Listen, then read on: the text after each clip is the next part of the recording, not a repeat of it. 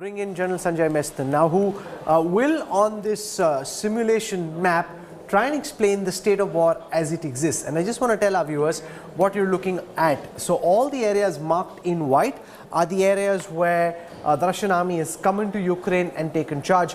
The areas marked out in this shade of yellow are areas which were already under the control of the Russian army, and it is in cities like Kiev and Kharkiv that battles are currently on. First and foremost, General Mestan, your sense of the Russian military advance so far and why it has been slower than most people the world over would have expected.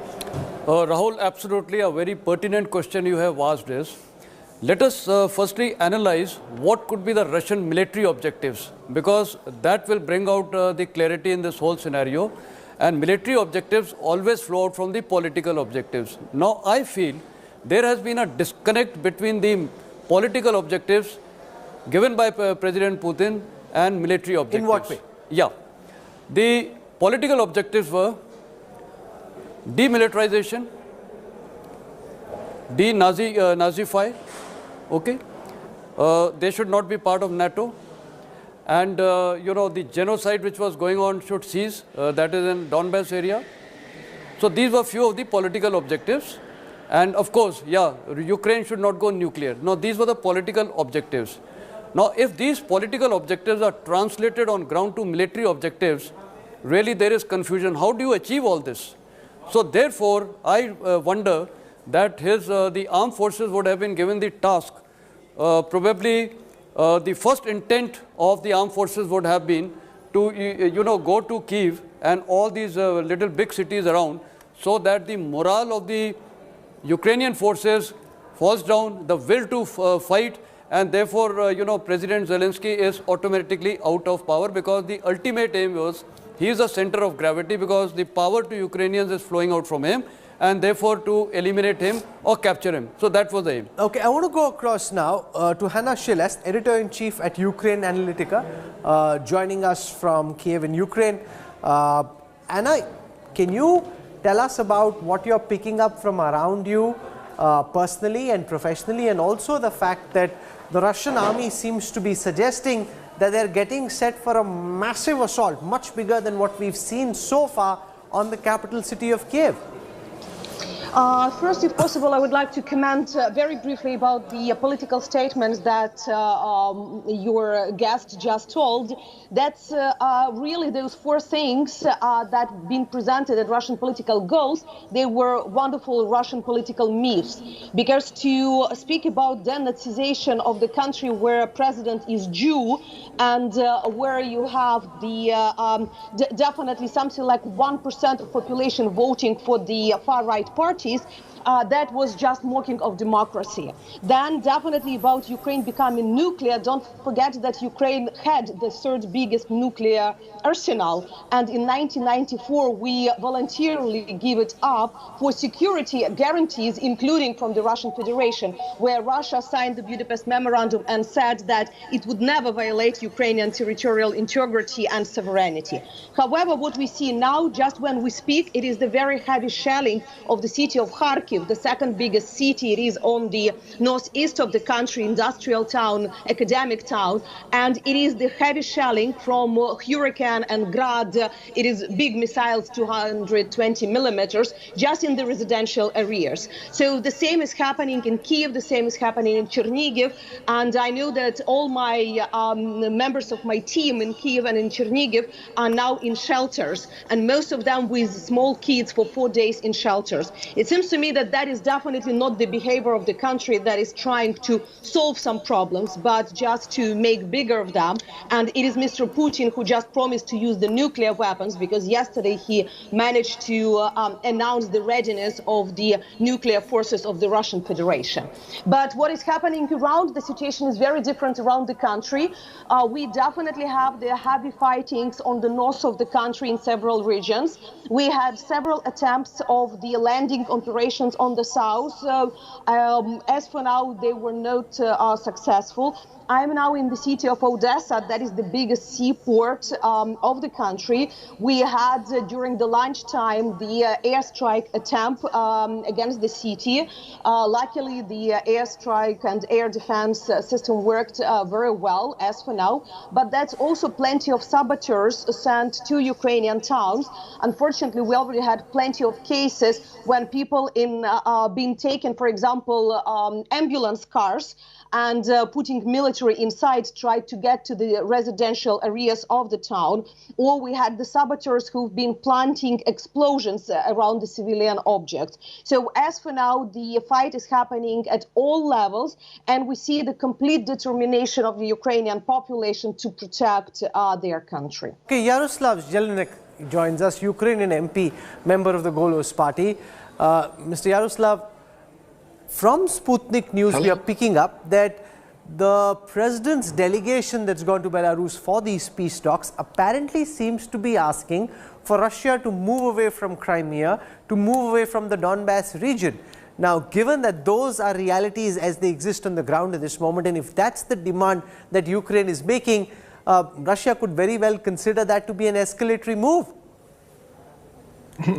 Now there is negotiation is happening, so I want others to wait for final this negotiation and final briefings. Yes, one of our position was that Russian soldiers should leave not only our territory in Kiev, near Kharkiv, but also occupied territory of Donbass and Crimea. And I have heard when I'm waiting for your answer, the opinion of your colleague from, as I said, from India, that people from Donbass is very pro-Russian. I have born in Donbass. I lived half of my life in Mariupol. It is one of the most eastern city in Ukraine. It is we speak only Russian. We have a lot of Russian television and so on, but we won't live in Ukraine. And Ukraine is our motherland. And it is not true that people who are living in Donbass, they like Putin. No, we hate Putin so much as the western part of Ukraine, and we want to be in one Ukraine, in one territory. That's why I think the demand that Russian soldiers should leave not only now some part of Ukraine where the fighting is happening, but also Donbass is very good demand, and I supported that. And at the same time, I supported the demand that they should leave Crimea. But once again, it is the negotiations, and I want to wait for the final briefing of all parts of these negotiations. Craig Kafura joins us, Assistant Director for Foreign Policy at the Chicago Council on Global Affairs. We've seen nuclear forces in Russia being put in a state of readiness. How is that being read in Washington, D.C.? Is that just saber rattling by President Putin, or do you think as his forces come under pressure, the autocrat's desperation could go up and this is not something the world can take lightly? Well, it's always concerning when nuclear weapons start getting mentioned in the crisis. I think Washington so far has elected not to respond in kind, which I think is the right move. We know that the Russians do like to discuss nuclear weapons more in crises as part of their escalate to de-escalate policy. But I think the administration has made the right move so far by not responding in kind. I think this is in part a reaction to Russia's frustration at not having achieved their objectives more quickly. If you look at how the Russians have approached the conflict so far, if you look at some of the information that's come out from captured Russian soldiers so far on social media, it seems clear that not everyone knows exactly why they're being sent into Ukraine, or even maybe not even fully understood that they were being sent in to fight a war against a sovereign state in the first place. There really seems to have been an expectation from some of these Russian troops that they would simply be greeted as liberators by happy Ukrainians, and have been somewhat surprised that the Ukrainians have not been greeting them in that way.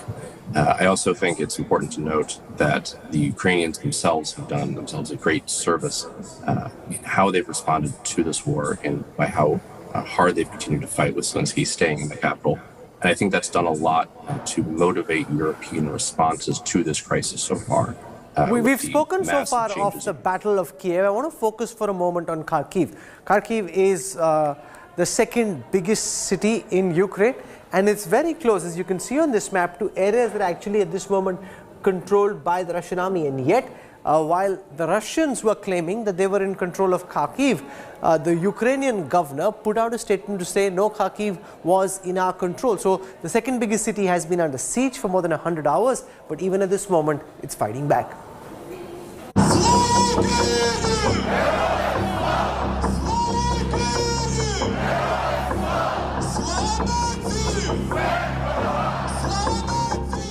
This is how Ukraine's second largest city, Kharkiv, looked like less than 20 days ago.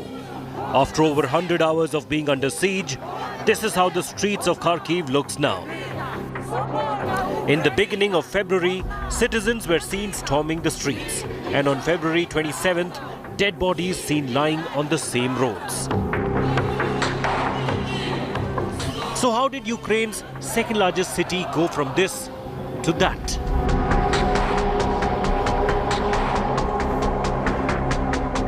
The image that marked the beginning, day one of Russia's full-blown invasion of Ukraine. This hazy CCTV footage would mean the beginning of the siege on Ukraine and its cities.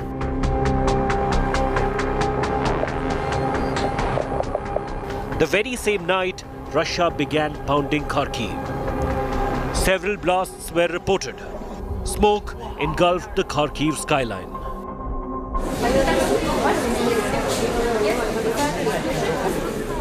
Residents of Kharkiv took refuge in an underground metro station, fearing shelling after a missile hit a residential building, injuring one person.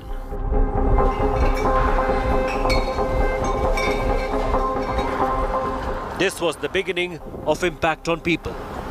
Residents began fleeing Kharkiv, leaving homes and personal belongings.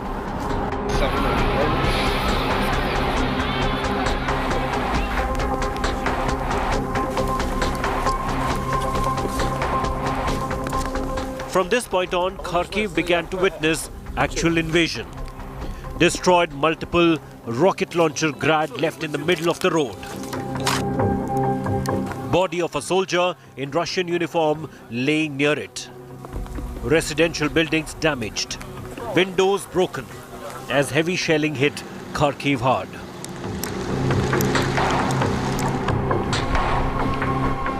Four days after Russia's invasion, the office of Ukrainian President Volodymyr Zelensky said Russian forces blew up a gas pipeline in the country's second largest city, even as Russia's invasion continued.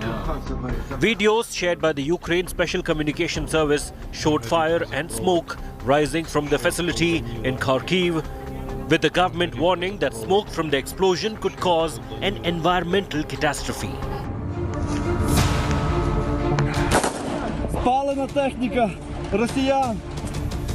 The relentless bombing did not deter the spirit of Ukrainians in the second largest city. Citizens took up arms to defend their land. Russian army vehicles were seen smashed, damaged and even set on fire in what was turning out to be fierce street fighting between Ukraine and Russia on the streets of Kharkiv.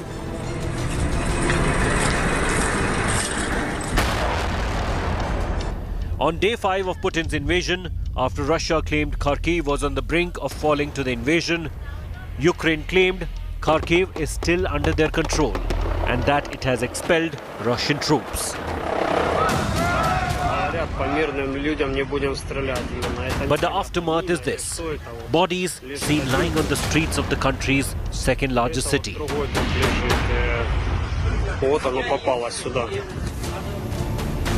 The Battle of Kharkiv is key for Putin.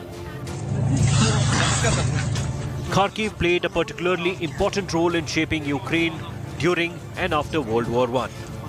It served as the first capital of the Ukrainian Soviet Socialist Republic. Today, Ukrainians are resisting the fall of Kharkiv, but the battle is far from over. Bureau Report, India Today. Anna Shelest is reporting from Ukraine.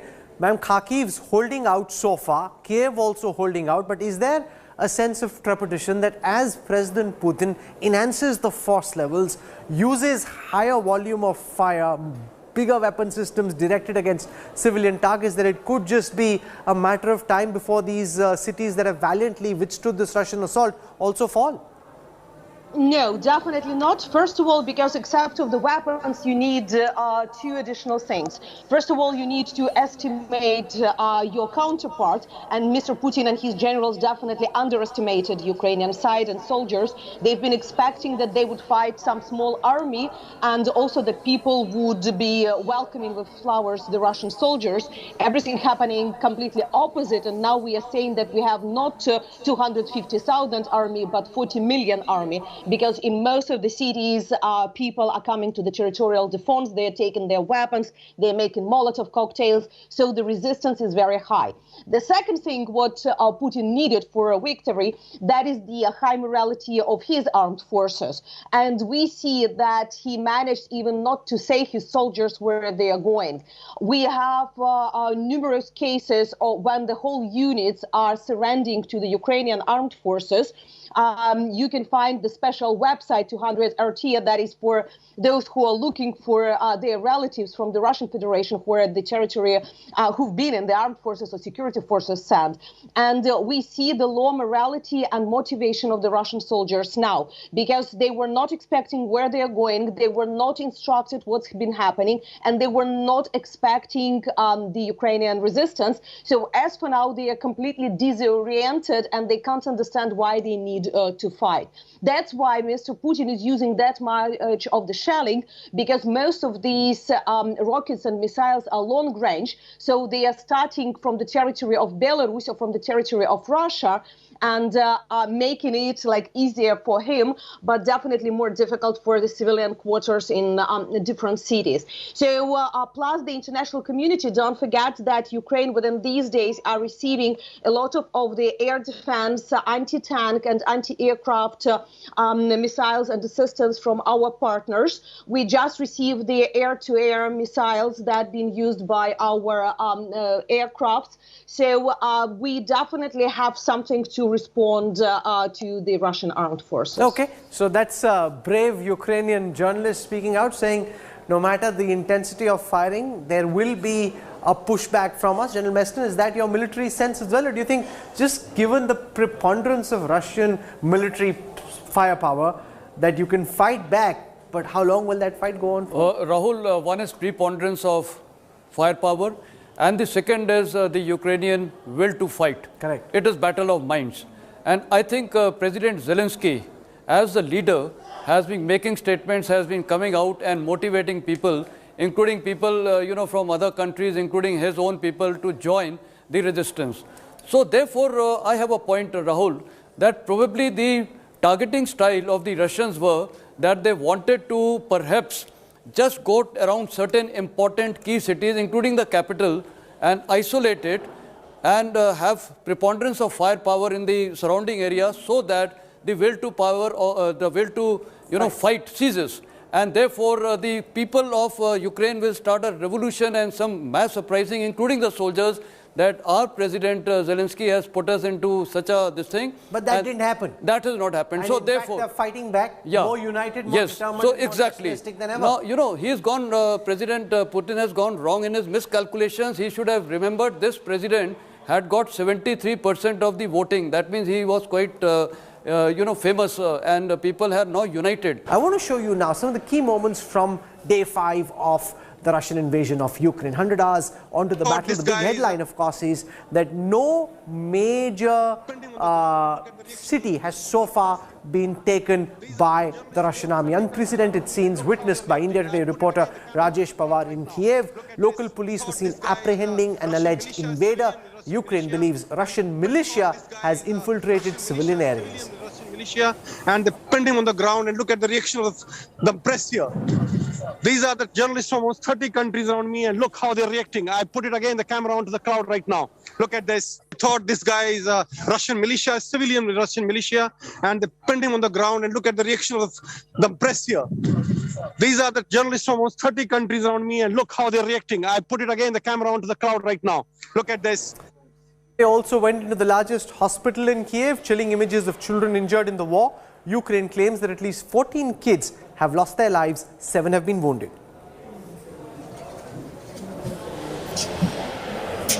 India Today cameras capture Ukrainian forces putting up anti-tank obstacles and concrete blocks in the capital city of Kiev. Soldiers were also seen guarding an underpass. So the road could be denied. In case of an invasion, these are heavy concrete blocks being placed, which will also serve as a kind of probably anti-tank obstacle. Tanks can't go over them. And this is in the middle of a normal highway here, normal main road in the middle of the Kyiv. An unexploded Russian warhead was spotted not just anywhere but at a kindergarten playground. This is the extent of the impact that Putin's invasion is having on Ukraine and its people. Warhead landed in a kindergarten playground. Destruction after a night of heavy shelling and missile attacks in Ukraine's capital. Ukraine's military and civilians furiously fight back Russia's invasion.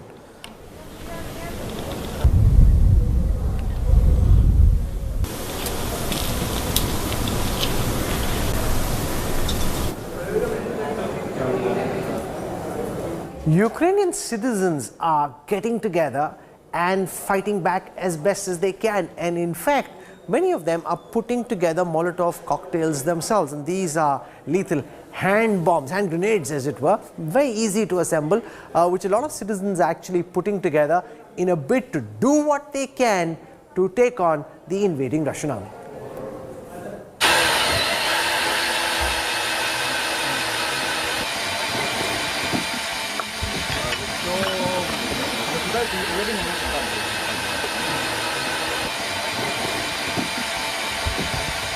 In western Ukraine's main city, Lviv, employees at the Pravda brewery have joined the resistance against Russia.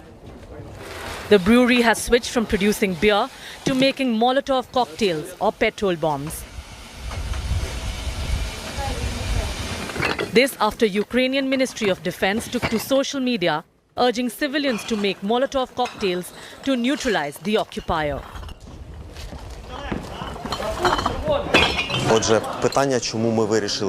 Why have we decided to make Molotov cocktails instead of brewing beer? The answer is simple, because we can. Everyone is doing what they can and what they know how to. Unfortunately, or maybe fortunately, until now there was no necessity to use Molotov cocktails.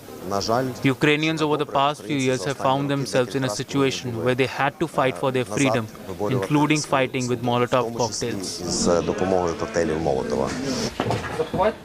The brewery is producing cocktails for the Ukrainian Territorial Defense Forces, made up of civilians who've responded to President Zelensky's call to take up arms.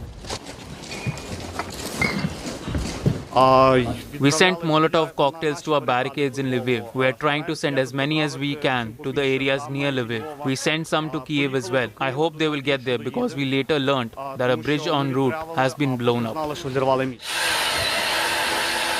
While Molotov cocktails might seem ridiculous compared to Russian tanks and rockets, they are part of Ukraine's urban warfare that has stunned not just the world, but even Russia. The cocktails can be made easily. A glass bottle containing petrol or any other inflammable substance is used to create fire on a target. We will either be victorious or there will be total collapse. Capitulation is not acceptable. After capitulation, they will face partisan war.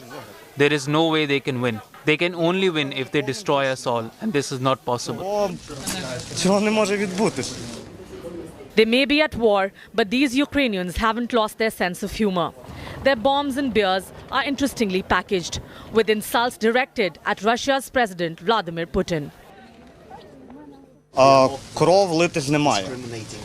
То, що роблять вони зараз, There should be no bloodshed. But what they are doing now is beyond war. It is war terror. It is impossible to describe. I have a lot of friends in other places, and the stories they tell me are simply horrific. It is a terror that must be stopped. The best way to stop is not arms, more bloodshed, but words. But if words do not work, we will use everything. According to Google search data, searches for how to make Molotov cocktail have shot up drastically in Ukraine in the last few days. It is clear that Ukrainians won't give up. Bureau Report, India Today. General Meston, I want your sense of where you think this battle is going from here. What we know is that the Russian army has so far been unable to take any major urban center. We know that they're getting desperate. We know the intensity of firing is going up on the battlefield. What do you think will happen next? Rahul, I can just add one point before answering to that. You know, Ukrainians were also part of the International Security Assistance Force in Afghanistan, which was 49 countries, Ukrainians were there. And even they were associated with the US in Iraq. So they have a lot of knowledge, and something they would have gained in Afghanistan is the use of IEDs, improvised explosive devices. I should not be surprised, or rather we should not be surprised, that tomorrow even for the advancing Russian mechanized columns and troop carrying vehicles, the use of IEDs is also a possibility. So what I foresee with the question you have asked me, I think is going No, but the danger with that is you never know. In an urban center, if you put up IEDs, you never know, your own people could go and take a car over that IED and that could explode. That's why I said to the advancing columns, not within the city itself, to the advancing columns, because the columns have to advance. So in the, I would say, roads which are leading to the city. So that is point one. Now, since you have asked the question where is this war heading to, I think it is heading to a disaster. In what way? In what way? Because nothing is happening the way President Putin desired. Nothing is happening. In fact, it has unified the Ukrainians so much that you have heard see, you can do anything, but you cannot destroy the will of a person. The will is solid. That is admirable. Therefore, even if they capture the leader, let's assume they are able to kill Zelensky, I think the resistance will continue. It's going to be a long-drawn war. Now, what President Putin and his forces are resorting to, they are not targeting even, firing Smerch and artillery, area weapons on cities. In Kharkiv, they have done that. So what's going to be the impact? This is going to build up resistance. See, buildings will start collapsing. It's going to have a lot of damage to the civilians, to the children and everything. Is this form of warfare, a professional trained army in the world, that to a Russian army, supposedly very well trained, very well disciplined, I think it has spiraled out of control. And that is why, remember, I had made a statement on the first day on your show. War is easy to start, but to terminate a war is out of control. It has a spiral effect. I do not know how it is going to unfold. Each minute is very, very difficult how it is going to progress. It's a very, very uncertain situation. Things are actually becoming out of control. And remember, when you fire an area weapon like artillery shells or a mortar, you never know where it will land, because this is not a precision ammunition which is likely to land very close to what you've put on the GPS. This area weapon can literally go from one building to the next. You could be targeting one where you think the Ukrainian army is present. It could hit a hospital or a school, which means civilian casualties could start to mount, and with that, global anger against Putin and the Russian army will rise as well. This operation is not going like the Russian army would have hoped for, making President Putin more desperate. He's put the nuclear arsenal ready on a state of readiness. That's the one question that's being asked. We have a lot to talk about when we come back with the news track on the other side of a very quick break.